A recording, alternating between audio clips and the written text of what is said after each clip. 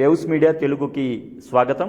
కడప జిల్లా రాజుపాలెం మండలం పర్లపాడు గ్రామంలో చుట్టుపక్కల పెద్ద ఎత్తున వర్షాలు పడటంతో వంకలు వాగులు నిండి పర్లపాడు గ్రామంలోకి వరద నీరు రావడంతో శుక్రవారం రాత్రి గ్రామంలోకి పశువులు, మేకలు, కోళ్లు, మూగజీవాలు కొట్టుకుని పోయాయి.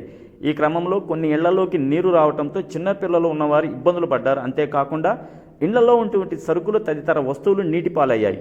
అందుకారణంగా ప్రజలు భయభ్రాంతులకు గురవుతున్నారు, చాలా ఇబ్బందులు పడుతున్నారు. వర్షపాతం వివరాలు: కడప జిల్లా పెద్దమూడిలో 12 సెంటీమీటర్లు, జమ్మలమడుగులు 9.4 సెంటీమీటర్లు వర్షపాతం నమోదు. దీంతో రాజుపాలెం మండలంలోని వాగులు, వంకలు ఉధృతంగా ప్రవహిస్తున్నాయి. ఉప్పాగు, ఉండ్రవాగు, నల్లవాగు, మడివంక ఉప్పొంగి పంట పొలాలు మునకకు గురయ్యాయి. పర్లపాడు గ్రామం జలమయం అయింది. ఇన్ఛార్జి తహసీల్దార్ మనోహర్ రెడ్డి, రెవెన్యూ అధికారులు, సిబ్బందితో కలిసి గ్రామంలో వరద నీటి పరిస్థితిని, మునకకు గురైన నివాస ప్రాంతాలను ఉదయం నుండి పరిశీలిస్తున్నారు. ఈరోజు కడప జిల్లా రాజుపాలెం మండలం పర్లపాడు గ్రామం నందు రాత్రి కురిసిన వర్షానికి, అదేవిధంగా పైన జమ్మలమడుగు ప్రాంతంలో ఎక్కువ కురవడం వల్ల ఈరోజు రాత్రి అందరూ నిద్రిస్తున్న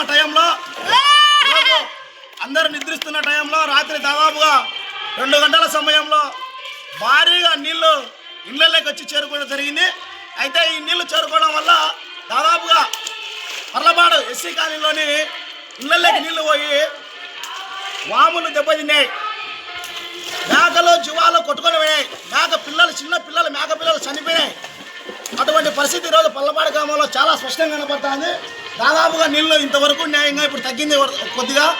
తక్షణమే జిల్లా యంత్రాంగము, జిల్లా కలెక్టర్ గారు, రెవెన్యూ అధికారులు పర్లపాడు గ్రామాన్ని ఎస్సీగాన్ని విజిట్ చేసి ఇక్కడ జరిగిన నష్టాన్ని గుర్తించి, ఇక్కడ జరిగిన అయితే వెహికల్స్ ఉన్నాయి, ఈరోజు వెహికల్స్ ఈ విధంగా ఇక్కడ రోడ్లో ఉంటే మునిగిపోయినాయి, కొన్ని వెహికల్స్ కొట్టుకొని పోయినాయి, ఎనువులు దావలం బట్టి పోయినాయి, కొట్టుకొని పోయినాయి, ఎనువులు కాంటాలే, జీవాలు పోయినాయి, జీవాల పిల్లలు చనిపోయినాయి, వామి తరిసింది బ్రహ్మాండంగా, 1,00,000 రూపాయల వామి నష్టం జరిగింది.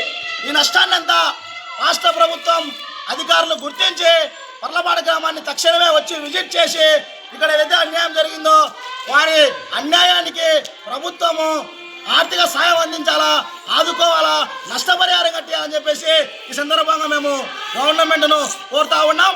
జగన్ రాయలసీమ స్టూడెంట్స్ ఆర్గనైజేషన్ రాష్ట్ర అధ్యక్షులు.